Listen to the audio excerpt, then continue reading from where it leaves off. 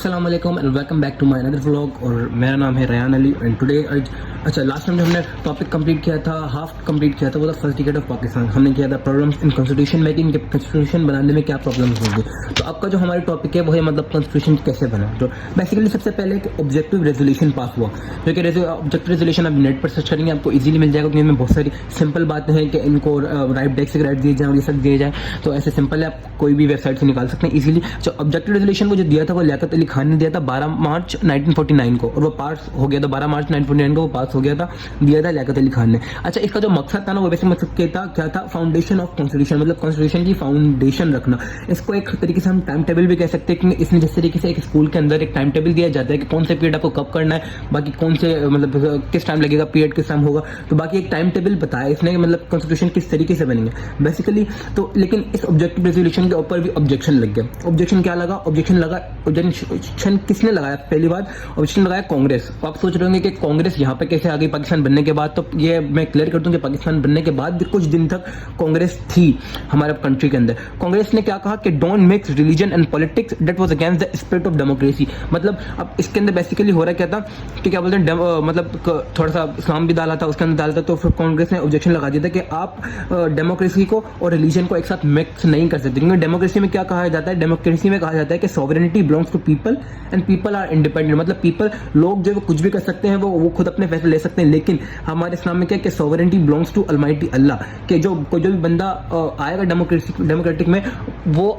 एक अल्लाह ताला का नुमाइंदा होगा, वो सॉवरेन नहीं रखेगा, वो sovereignty belongs to only almighty Allah. तो इसके ऊपर ऑब्जेक्शन लग गया। तो उसके बाद क्या बनाई गई, उसके बाद एक कमेटी बनाई गई, वो जो जिसका नाम रखा, सबसे पहली कमेटी थी बेसिक प्रिंसिपल कमेटी, जिसको हम बीपीसी भी कहते हैं। तो अच्छा, ये फर्स्ट जो इसकी जो रिपोर्ट दी थी वो फर्स्ट रिपोर्ट दी गई, बीपीसी रिपोर्ट कहते हैं इसको, बेसिक प्रिंसिपल कमेटी, 28 सितंबर 1950 को 1950 के अंदर ये वाली रिपोर्ट पास की गई। अच्छा, इसमें क्या कहा गया कि Pakistan will be federal state. इसमें ये कहा गया कि पाकिस्तान एक फेडरल स्टेट है और parliament will be divided into 2 parts. अच्छा, जो पार्लियामेंट होगी ना वो बाई कैमरल होगी, बाई मतलब 2 कैमरल डिवाइड, मतलब अच्छा ये 2 पार्ट में डिवाइडेड होगी। पहला पार्ट क्या होगा, अपर हाउस, दूसरा होगा लोअर हाउस। तो बेसिकली अपर हाउस होगा वो होगा हाउस ऑफ द यूनिट्स, और लोअर हाउस होगा वो होगा हाउस ऑफ द पीपल। जैसे कि अभी भी आजकल है, मतलब हमारी गवर्नमेंट है अपर हाउस, एक सेनेट है, एक नेशनल असेंबली है, अपर हाउस लोअर हाउस। तो बेसिकली अच्छा, इस अपर हाउस और इस लोअर हाउस में इस बेसिक प्रिंसिपल कमेटी के अंदर क्या कहा गया कि जो बोथ विंग्स है मतलब इनको इक्वल पावर दी गई। बोथ विंग्स है मतलब जैसे कि ईस्ट पाकिस्तान और वेस्ट पाकिस्तान, और जितने भी है मतलब अपर हाउस लोअर हाउस दोनों को इक्वल पावर दी गई। There was no topic of language. अच्छा, इन्होंने इसमें लैंग्वेज का कोई भी जिक्र नहीं किया। अब लेकिन इसके ऊपर भी ऑब्जेक्शन आ गया। इसका ऑब्जेक्शन क्या आया कि the criticism on BPC by मौलवी पीपल्स, मतलब मौलवी हजरात ने इस पर क्रिटिसिज्म कर दिया। क्रिटिसिज्म क्या करा कि आपने पूरी एक कमेटी, बेसिक प्रिंसिपल कमेटी बना दी और उसके अंदर आपने इस्लाम का तो कहीं जिक्र ही नहीं किया। तो उन्होंने ये बहुत ज्यादा प्रोटेस्ट करा इसके ऊपर, कुछ देवर इन मेजोरिटी। अच्छा, और दूसरी बात क्या है कि मतलब अब ये क्यों, अच्छा दोनों को इक्वल पावर दी गई। अब इक्वल पावर कैसे दे सकते हो कि पंजाब के 4 यूनिट है और बांग्लादेश के बंगाल के मतलब ईस्ट पाकिस्तान के 1 यूनिट था। तो इसके ऊपर बहुत ज्यादा क्रिटिसिज्म की गई। तो बेसिकली ये वाली जो बेसिक प्रिंसिपल कमेटी, इसको भी इन्होंने कैंसिल कर दिया। अच्छा, अब कुछ दिन बाद 1952 मतलब 2 साल बाद 22 दिसंबर 1952 का एक दूसरी कमेटी दूसरी रिपोर्ट दी गई, बीपीसी मतलब बेसिक प्रिंसिपल रिपोर्ट। तो उसमें क्या कहा गया, उसमें कहा गया कि दोनों को इक्वल रिप्रेजेंटेशन देंगे दोबारा। लेकिन इसमें क्या बताया गया कि अपर हाउस में 60 ईस्टर्न होंगे, 60 ईस्टर्न विंग होंगे, और दूसरे कहाँ से होंगे 60 होंगे वेस्टर्न से, मतलब एक पाकिस्तान से होंगे हमारे वाले और दूसरे बंगाल वाले से होंगे 60, और लोअर हाउस के अंदर 20 ईस्टर्न होंगे और 20 वेस्टर्न होंगे, 400 टोटल हो गए, ठीक है। लेकिन और उसके बाद किसी ऊपर क्या क्रिटिसिज्म की थी, मौलवी हजरात ने क्रिटिसिज्म की थी ना कि मतलब आपने कोई इस्लाम का कुछ नहीं दिया। तो इसमें यहाँ पे इन्होंने एडवाइजरी बोर्ड बनाया, 5 इस्लामिक स्कॉलर, मतलब 5 इस्लामिक स्कॉलर बिठाए जाएंगे, जो ही मतलब डिफरेंट फिरका से रिलेटेड जो ही मतलब ना सिलेक्ट करेंगे और उनको आगे भेजेंगे। तो नो मेंशन ऑफ लैंग्वेज, यहाँ पर भी इन्होंने कोई लैंग्वेज का कुछ भी मेंशन नहीं करा, इनकी सब बड़ी गलती।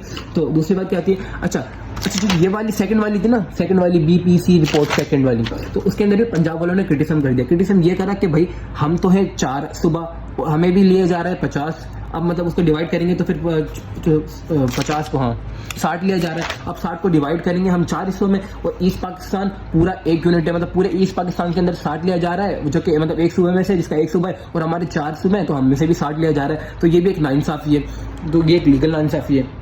मतलब एक सॉलिड पॉइंट था उनकी तरफ से, ठीक है। और दूसरी बात उसी से मतलब ये इस वजह से ना कैंसिल हो गए, उसी दौरान ख्वाजा नाजिमुद्दीन जो के थे हमारे गवर्नर जनरल, वो रिप्लेस हो गए किससे, मोहम्मद अली बोगरा से। अच्छा, ये जो मोहम्मद अली बोगरा हो रिप्लेस हुए ना, तो मतलब इसके ऊपर भी मुस्लिम लीग ने, ऑल इंडिया मुस्लिम लीग ने क्या कर दिया, क्रिटिसिज्म लगा दिया। वो क्यों लगा दिया, क्योंकि ये एक बंगाली थे।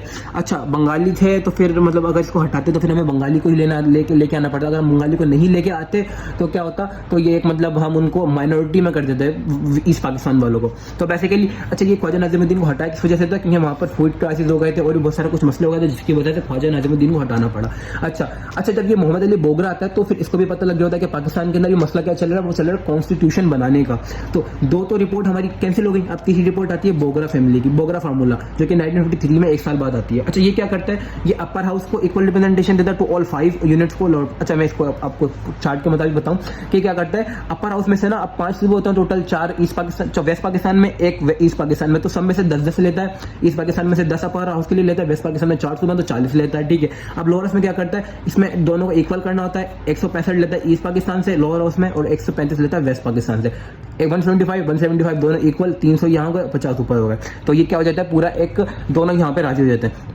लेकिन अब यहाँ पर जैसे कि अब ऊपर तो दोनों जगह नेशनल लैंग्वेज की कोई बात नहीं करती, लेकिन मोहम्मद अली बोगरा क्या होता है, बंगाली। तो इस वजह से ये नेशनल की लैंग्वेज की क्या बात करते हैं कि हमारे इसमें 2 लैंग्वेज चल सकती है, हमारे असेंबलीज में 2 लैंग्वेज चलानी पड़ेगी, उर्दू एंड बंगाली। ये बहुत ज़्यादा डिफिकल्ट था, लेकिन फिर एक्सेप्ट कर लिया, 2 लैंग्वेज चलाने लग गए। तो बेसिकली अब होता क्या है, अब उसके बाद ना अब ये वाली कॉन्स्टिट्यूशन असेंबली भी खत्म हो जाती है मोहम्मद अली बोगरा की। वो कैसे खत्म होती है कि जो गवर्नर जनरल जो होता है ना, वो गवर्नर जनरल चेंज हो जाता है। वो कौन कर देता है उसको change, Chaudhry Mohammad Ali Bogra governor general by Ghulam Mohammad governor general Ghulam Mohammad इसकी गवर्नर जनरल को खत्म कर देता है, इसकी मतलब गवर्नमेंट को खत्म कर देता है, इसकी कॉन्स्टिट्यूशन असेंबली खत्म हो जाती है। फिर दोबारा एक और कॉन्स्टिट्यूशन असेंबली बनती है। वो कौन बनाता है, वो बनाता है गुलाम मोहम्मद, और मई 10 1955 को called conversion Mahi. All its members were to be selected indirectly by the provision assemblies. तो ये दूसरी एक बनाता है, क्या बोलते हैं, कॉन्स्टिट्यूशन असेंबली, जिसके जो मेंबर्स होते हैं वो प्रोविजन असेंबली, मतलब जैसे कि सूबाई हुकूमत मतलब उनके मेंबर सेलेक्ट करती है, ठीक है। अच्छा, अब उसके बाद क्या होता है, उसके बाद आता है एक 1 यूनिट स्कीम। वो 1 यूनिट स्कीम कौन देता है, जब इसके बाद मोहम्मद ये होता है क्या, गुलाम मोहम्मद। इसके बाद पता चलो, ये गुलाम मोहम्मद उस टाइम भी बहुत कमज़ोर होता है, बहुत कमज़ोर, मतलब जैसे कि तभी बहुत ख़राब होती है, बहुत बूढ़ा हो चुका था। तो इसकी वजह से इसके बाद जो डायरेक्ट आता है वो कौन आता है, वो आता है Iskander Mirza, governor general of Pakistan, last चौथे गवर्नर जनरल पाकिस्तान के। वो क्या करता है, अच्छा, एक 1 यूनिट देते हैं, वो जो कि चलता है 1955 से लेकर 1971 तक। अच्छा, ये 1 यूनिट क्या देता है, ये 1 यूनिट ये करता है कि जो वेस्ट पाकिस्तान होता है, हमारा वेस्ट पाकिस्तान हमारा कौन सा होता है, Sindh, Balochistan, Punjab, north west frontier province, मतलब सिंध और सरहद, तो जो कि अभी KPK, तो ये इनको क्या कर देता है, वो चारों को मिलाकर 1 यूनिट कर देता है, चारों को मिलाकर 1 यूनिट कर देता है। उसके बाद अच्छा, तो ये 1 यूनिट को, ये चारों सूबों को 1 यूनिट कर देता है, तो इस पे मतलब बात हो जाती है बेसिकली। इसके बाद आता है 1956 के अंदर हमारा पहला कॉन्स्टिट्यूशन, 1956 के अंदर हमारा आता है पहला कॉन्स्टिट्यूशन। तो ये सारी प्रॉब्लम्स थी जो कि ऑब्जेक्टिव मतलब कॉन्स्टिट्यूशन बना कैसे, हमारी कितनी।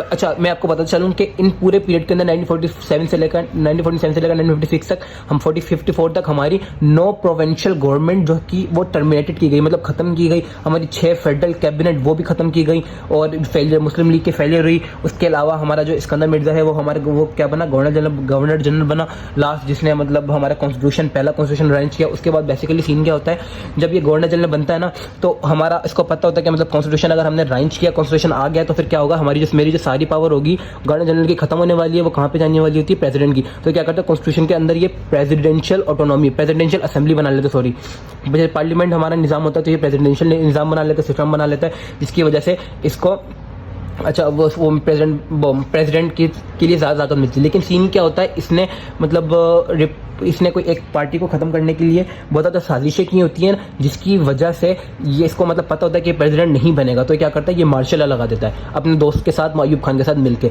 फिर उसके बाद क्या करता है, अयूब खान 20 दिन के बाद अपने हाथ में ले लेता है सारी चीज़ें। तो फिर ये अयूब खान का वाला टॉपिक आ जाएगा जो मैंने आपको पहले बताया हुआ है। तो thank you so much, this was all about how to make the constitution, how constitution has become Pakistan. Thank you so much.